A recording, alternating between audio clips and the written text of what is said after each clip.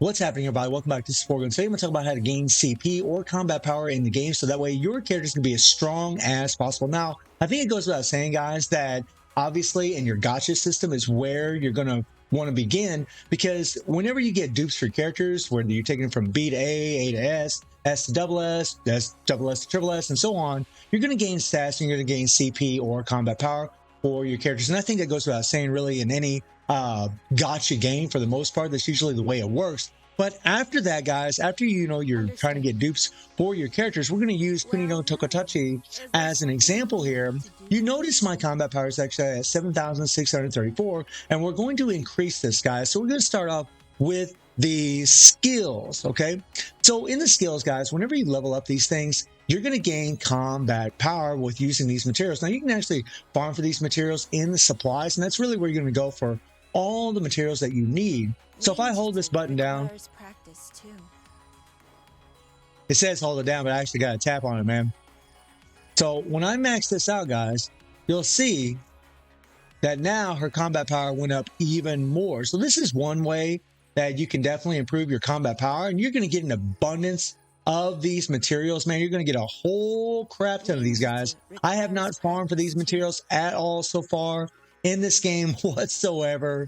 Not even a little bit, not even once, right? And they just give a ridiculous amount of these. Now, I am kind of conserving, and I do focus mainly on just 6 characters for the moment. So that's all done. And you guys can see we're at 8,162 CP, which is pretty damn cool, right? Well, when you go to the access key, now I can't really show you guys with my Kuni no Tokotachi character, but I can show you with Tsukuyomi, right? So one thing with these characters is you can actually add an access key or a functor to add stats. And I want you to notice where her stats are sitting at. They're sitting at 7,215, right? Well, when I equip a functor, right, we'll just equip this little 3-star, all right? And that's going to give us 8% crit rate on top of that. You're going to notice a stark difference. Now we're at 7,826. And then depending on the access key, you can actually start transcending it. Now this one here is actually already at max level, but you're going to find that other access keys, the higher the level they are, whether they're 3-star, 4-star, 5-star, you're going to get a lot more combat power and obviously a lot more power out of them. I actually have one equipped on my girl here that's actually giving 10% critical rate and 40% critical damage. And if I unequip this thing, guys, again, we take a look at the stats. We got 8,162. If I change this thing, if I unequip it, right? Look at my stats now. 6,909. So you can see that there's a huge difference whenever you have these things equipped and whether you don't. All right, let's go ahead and put that back on her. There we go. Not to mention getting those damage buffs on there. The next thing is the sigils. Now, this is where you can gain also a ridiculous amount of combat power. The higher the level these sigils are, the more combat power you're going to get. The higher the stars, 4-star, 5-star, that's the route you want to go as far as gaining as much CP as possible. And that's why I recommend in the last video that you really just want to focus on leveling up 5-star sigils. I actually farm for these in the supplies, which is actually pretty damn cool. But if you click on these things, guys, you'll notice that obviously you got the bonus from having the 3 set, but you also have certain things that are going to unlock whenever you level them up. So the higher the level, the seagull, the more CP that you're actually going to gain, and you're actually going to gain HP, you're going to gain all kinds of different things. And for each seagull, you're going to have different stats on here. You can see we have critical damage and ultimate skill damage improvements here. We have HP, ultimate skill here. We have skill effect here. You have fire, assault, tactic enhance, and so on and so on and so on. So another thing to note, guys, is that you're going to notice these little insignias on each of these sigils, right? And whenever you have a matching insignia, like for example, we have the Shino insignia here. Well, this one here has the same one. Well, because of that, guys, the sigil stats increased by 20% when equipped by a Shino modifier, right? And because she's a Shino modifier, she's getting that extra 20% increase to her stats on this seagull, which is a massive, massive improvement for your combat power. And you can actually change these seagulls. So if I click on this one here, guys, and I click on cultivate, right, I can actually limit break this, right, to take it to level 30, right? So this is one way that you can improve the combat power. I'm gonna go ahead and just quick select here and level this up, right? Okay, now we can go to enchant. Once you level up your seagulls and you'll start unlocking things, where you can actually gain even more stats, right? Which is pretty cool. So if I click enchant, right, now we have max HP and dodge. And if I want to abandon this, if I don't like these stats, I can just click abandon, get rid of it, and do it again, right? And we can keep doing this till we get the one that we actually want. There's going to be all kinds of different stats in here that's going to help your damage, and it's also going to help your CP, right? And once I click enchant again, you'll see that another one's going to add on here, right? We have fire damage, max HP. Fire damage is actually really good for Kunino Tokatachi because she actually does have fire damage built into her kit. She has actually all the elements built into her kit, which is actually pretty damn nice, right? Or I could abandon it and just enchant again, right? And you can keep doing this, guys, okay?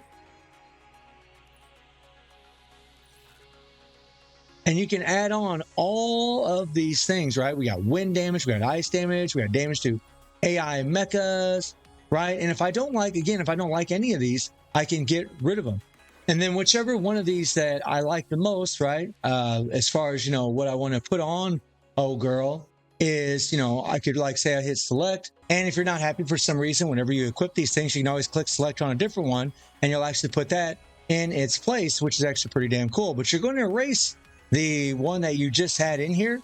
So you'd have to click enchant again to maybe get another stat. And you can just figure out which is one of these is going to be the best for your specific character, which is actually pretty damn cool, guys. I'm just going to leave it as it is. I'll change it later for my girl, but that's actually really nice. And then you can actually click on reconstruct and you can actually change this stat. So right now, this is only the Seagull stats increased by 20% when equipped to a Nile modifier, which Kunino Tokatachi is not, right? So if I hit click reconstruct, right, you can see that, you know, we still aren't going to get the one we want. Click it again, right? This is to an Olympus fighter. Let's click it again to a Nile fighter. And you know, it might take a few times, right, to click the one you want. We're looking for a Shino fighter here. Okay, no Nile. So we're getting kind of screwed here. No. Nile, no. There we go. This is a Shino modifier, right? So when I click select on this thing, now this item is going to, this sigil is going to, stats are going to increase by 20% when equipped. And you can get these things, guys, actually from, and this is something that's really nice about the game, they tell you exactly where to go to get these things. You can pick them up from supplies. You can pick them up from Har Zone Cleaning. And here, you can buy these things right here, which is pretty cool, guys. So you can see there's a nice little process on these seagulls to get more combat power and really just to get extra stats for your characters so that way they can do a whole lot more damage. I mean, that's pretty damn nice. And you can even click on bottom here, guys, and change it to the specific slot that you're trying to, which is really nice. You know, having a gen zone effect is really, really going to help these things. So the objective is just to level these up as high as possible, get the recommended stats that you need, and also make sure that you have the right insignia matching the character that you have them equipped, so that way you get even more stats, which is really, really nice. And then, and if we take a look at my stats right now, we're at 8,769. So you see a pretty big improvement from me just leveling up that one seagull. And then we go into the codes, right? And we click adjust. Now to unlock this here, you have to go into the tutorial every time you get a new character, play the tutorial, and you will unlock this. And as you level up your characters, you will unlock more of these things. But in here, guys, you're going to be able to add certain effects. It's going to give you a lot more combat power. So if I click on this one here, guys, you can see for each Heaven's Hold that she has, her crit damage is increased by 50%. Her Heaven Hold is her first skill. So that's actually really, really nice, right?